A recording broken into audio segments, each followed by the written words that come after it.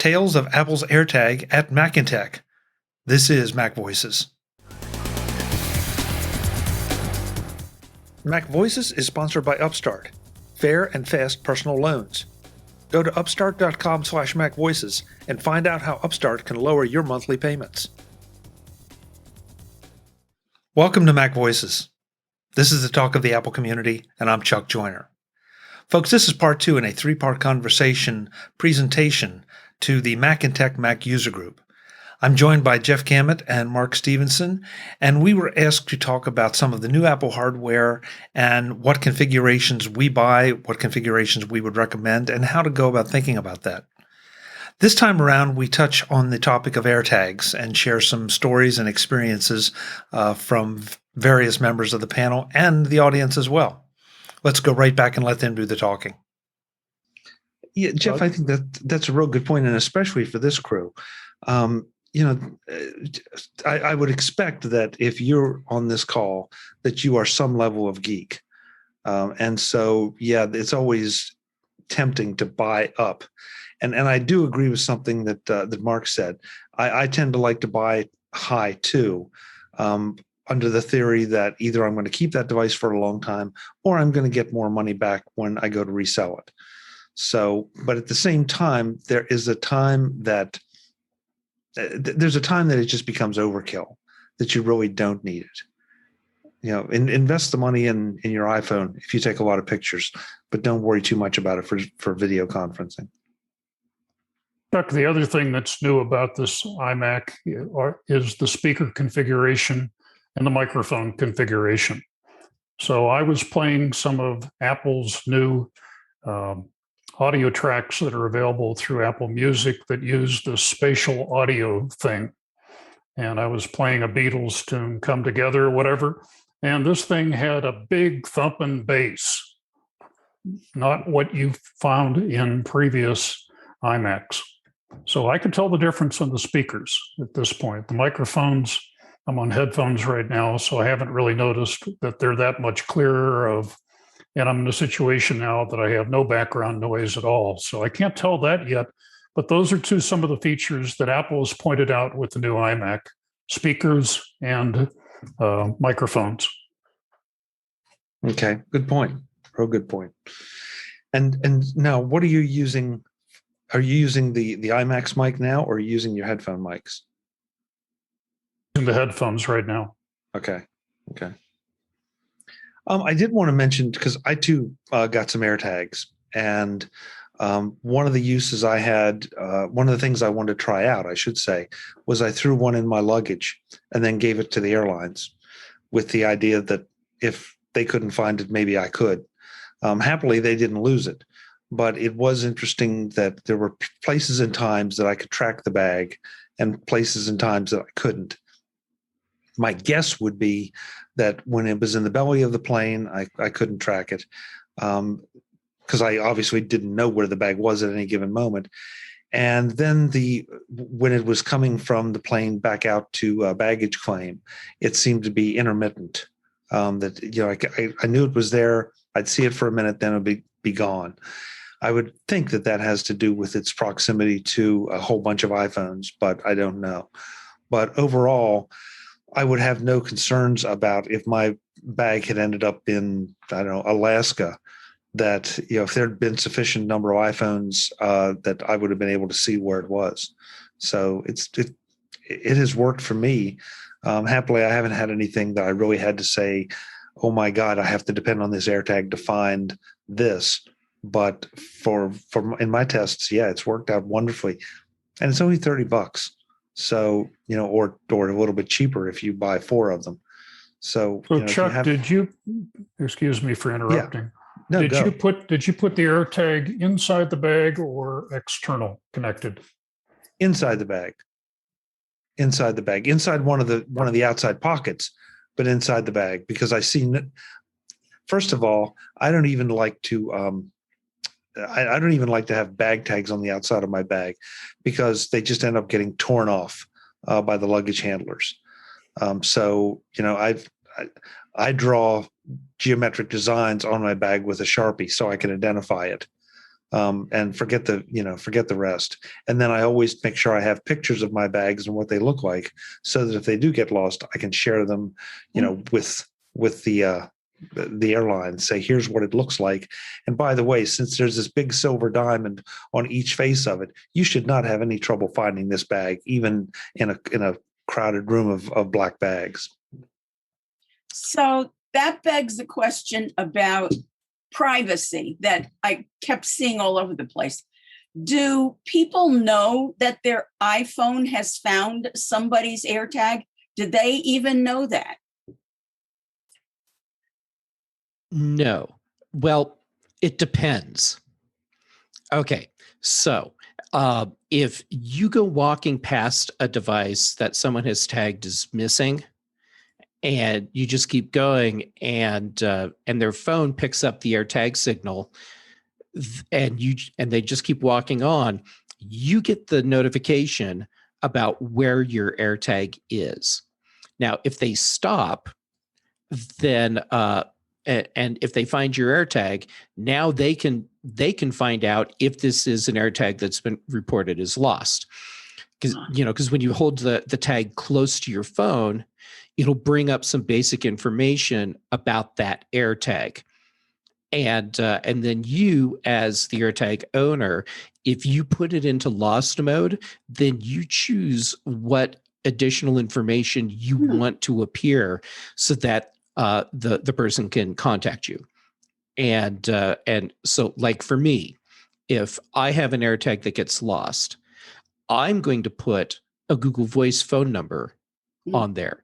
So whoever calls me, they get a phone number that's not my actual iPhone number. And so I can create a level of security or privacy for myself.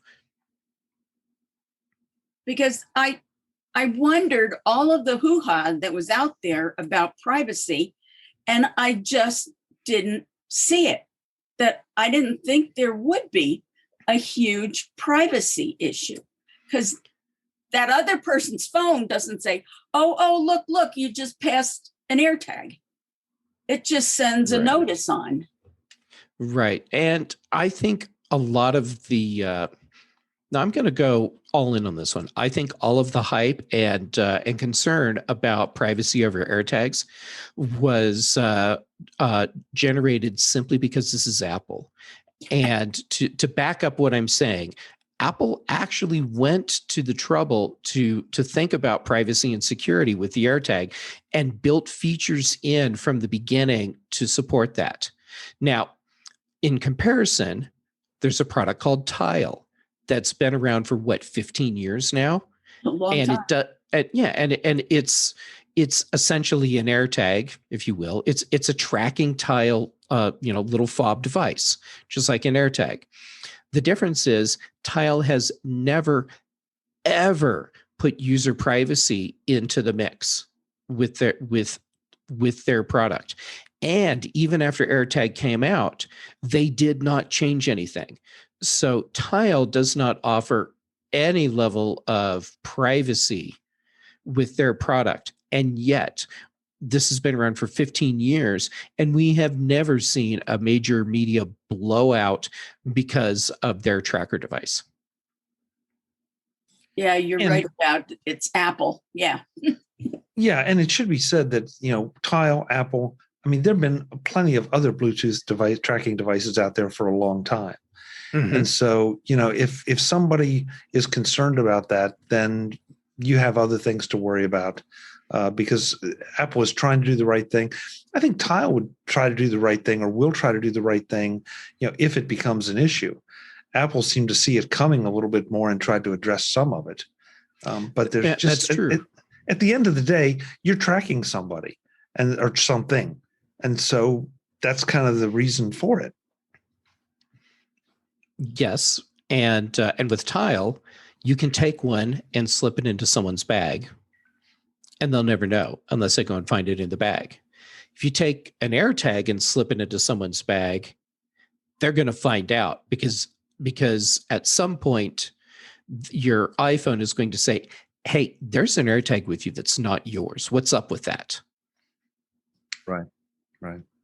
I'd So like to bring up something that both Mark and Chuck brought up earlier, and I've actually discussed this with Jeff in person, and that was you both said buy high. And a reason to do that is what I call future proofing. I bought a high-end iMac.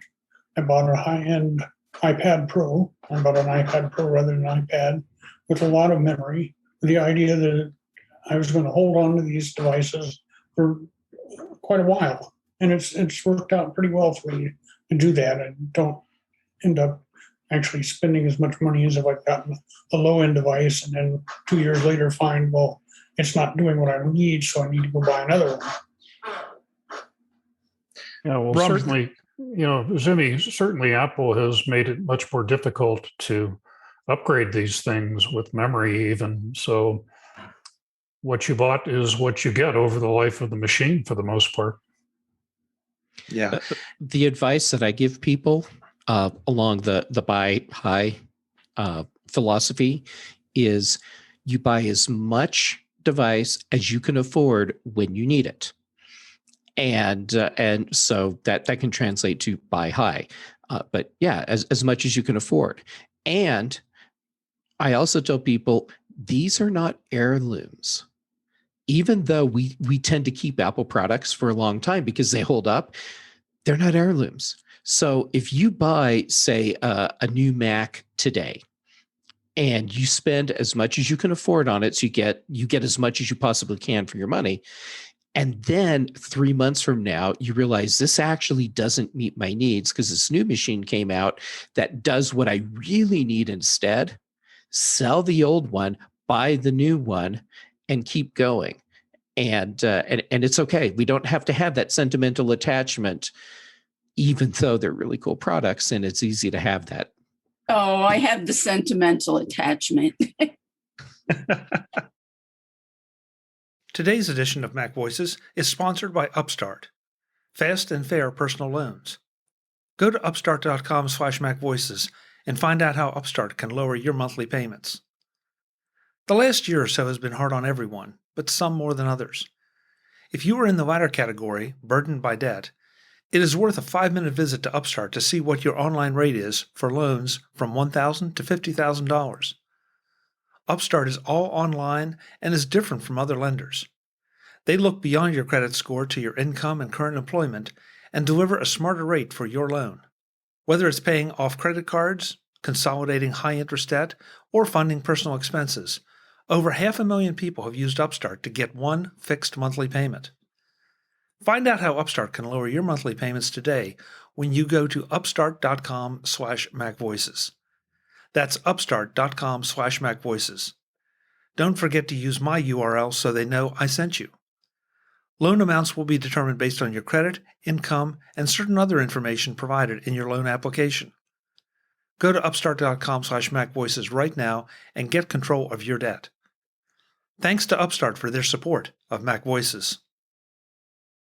Well, and you know what, Jeff? That is such wise advice. And I got caught. I made the mistake back in January when the M1 MacBooks first came out. I was looking at them, and I want to get my hands on one. I want to play with this.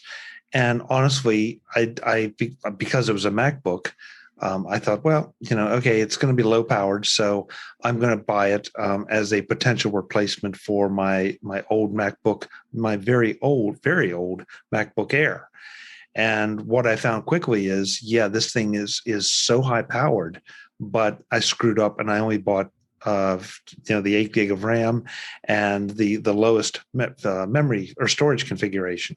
And so I had to end up selling that one and buying another one that was much more in line with the real needs that I have. Mm-hmm. So I violated my own rule and got caught. And sort of what Robert was saying too, about the future proofing, what I did with my original iPad Pro is a great example, because if I had gone with a lower memory configuration way back when I bought that one, it would never have lasted me this long. So it got me a lot more years of useful life out of it. So there is something to be said for spending the money and buying up the chain. Yep. You could say that's Hashtag life choices. Don't start that again. So one other thing, though, one other product we haven't talked about, and it's new enough, I think, to talk about. And Jeff, I know you have one. I know I have one. I don't know if Mark has one, and that's the HomePod Mini. I do have a pair. You have a pair? Okay. Nice. Jeff, you have a pair or just one? I have a pair, but I don't have them stereo paired.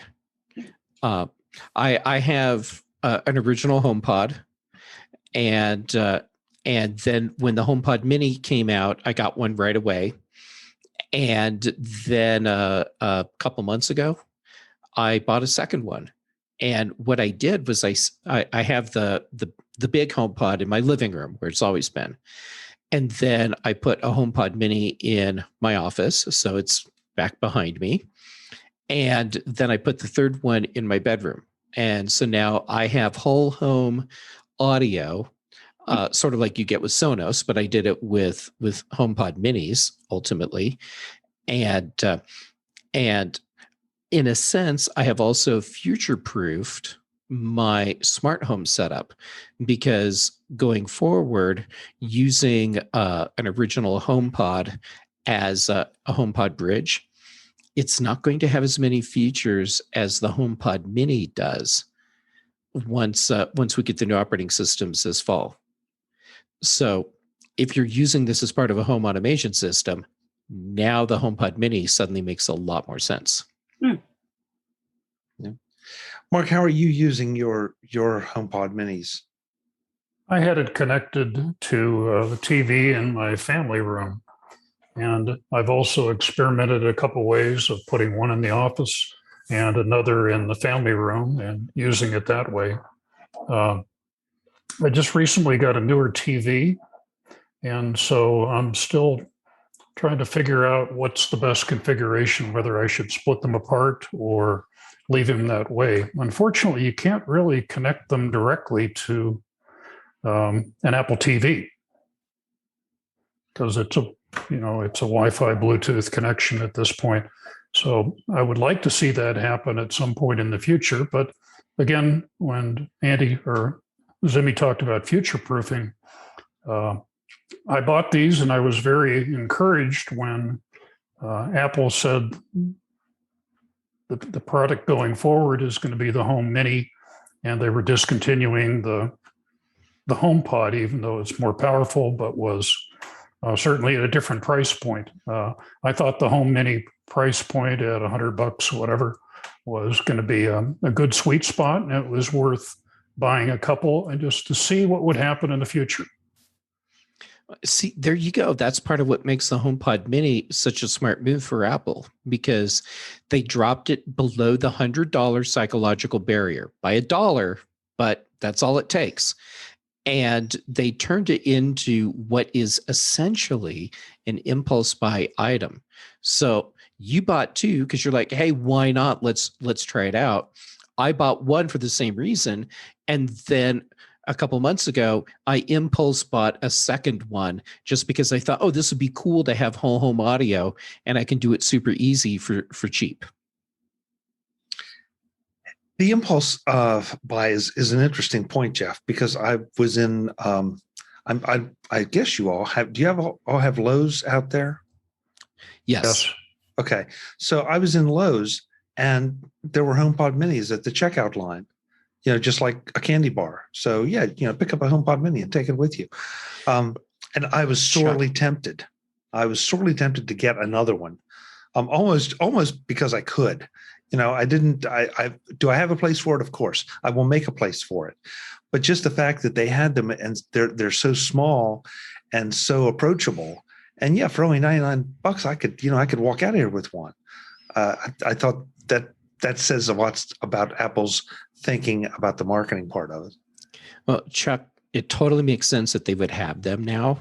And I totally have to give credit to Kelly Gumont for this, because she's watching. Hey, Kelly. And she shot me a message and said, don't forget about Thread. And she told me that as you were talking about seeing blue. Invisible. So Okay. Trying to figure out which way to come into the sentence. Okay, I've got it. All right. So you found HomePod minis at what amounts to a home improvement store. They sell lots of smart home devices at the home improvement store. One of the things that a lot of these smart home devices have now is Thread support. And for those of you that don't know what that means, Thread is a wireless protocol that makes it easier for smart home devices to talk to each other wirelessly and lets them spread out into a wider area, and they sort of create their own mesh thing. So they don't all have to be as close to your Wi-Fi router or another bridge. And this is something that you can do with HomePod Mini. So totally makes sense. I hadn't thought about it from that angle, Jeff. That's a really good one. Just like I don't think of Lowe's as a home improvement store. I think of it as a hardware store, a big box hardware store, but a big box hardware store. So that's, and you're right. I've gone down their smart device aisle and look at it, and some of the things you recognize, and some of them it's like, who would ever buy this? Because there's almost no support for some of these. But so yeah, interesting. I've got two of them. I was going to pair them, and I really didn't see a need. So I have one in the bedroom and one in the kitchen, and within the HomePods that I have in the living room, I in effect have the whole first floor of the house covered. And and they sound great. I mean, if I don't know, Mark, if you would agree with this. Did you say you have a regular HomePod? No, I have two HomePod minis. Yeah, the minis. Jeff, do you have a regular HomePod? I do. Yeah. So side by side comparison, yeah, the full size HomePod sounds a little better, but a lot better. Well, okay, but the thing is, I don't sit there and do a side by side. I just say, well, I better be careful. I say, hey, S lady, play. And I don't think about, could that sound just a little better or not? It's playing what I want to hear. So, if you're not doing like a super critical listen, and that's not to say that they sound bad. And if I'm not careful, well, I'll go this, Jeff, stop me if I go too far. But I always found it kind of ironic that everybody was griping about the price of the HomePod, when if you put it against other speakers in its class, that it was right at the same price point and sounded so much better and had features they did not. But everybody insisted on it's too expensive, and they continue to compare it to the Amazon Echo, which my comparison is a 1969 Volkswagen radio, that the Echoes sound like. And so, trying to compare a $30 speaker to a $299 speaker is not fair. Compare two $299 speakers, and now we have a conversation. But the tech press didn't do that. And it really bugged me when Apple killed the full-size HomePod, because I feel like they killed it for that reason. And I'm still hopeful that they will bring back a HomePod 2 with some of the improvements that are in the Mini, but bring back that full, rich sound. I'm wondering if whatever HomePod comes out next is not HomePod 2, but the HomePod soundbar. True. With the spatial audio, that might be a better thought. And to what Mark was saying, it's tough to put HomePod minis in with an Apple TV.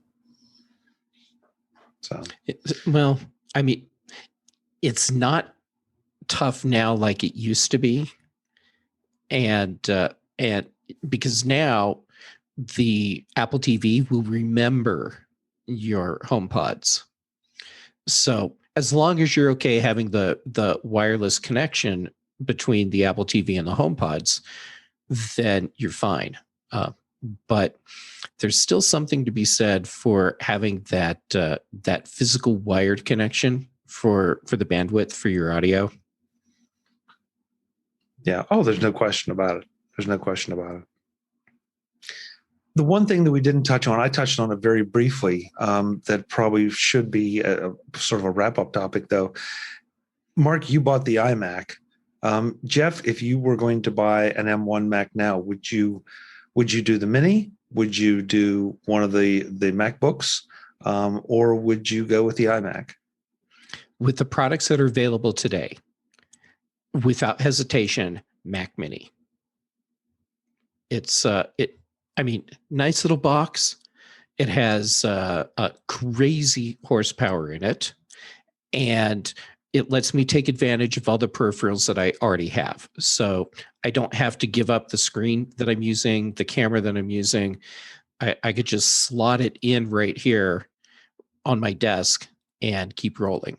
Now, if I did that, then my expense would jump up quite a bit, because then I would really push myself into what I see as my somewhere down the road dream setup, which is a desktop Mac Mini here in the office, and then a high-end iPad Pro for when I'm out and away from my desk.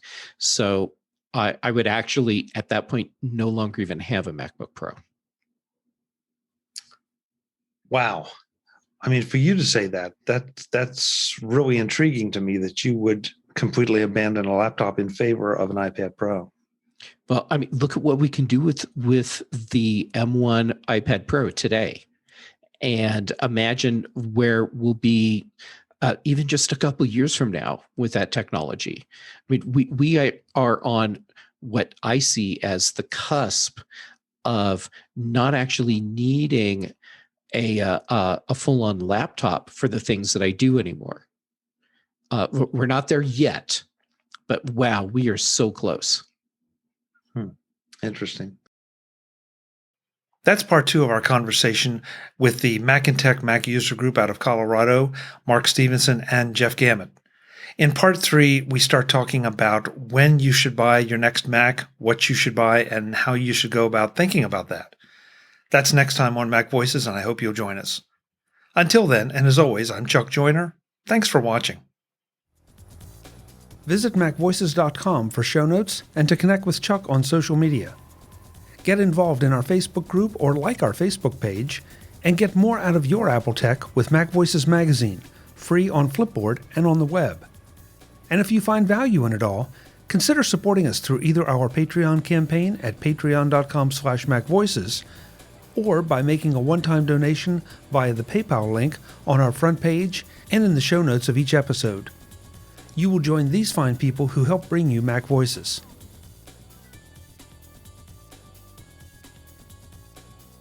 Advertising handled by Backbeat Media at backbeatmedia.com.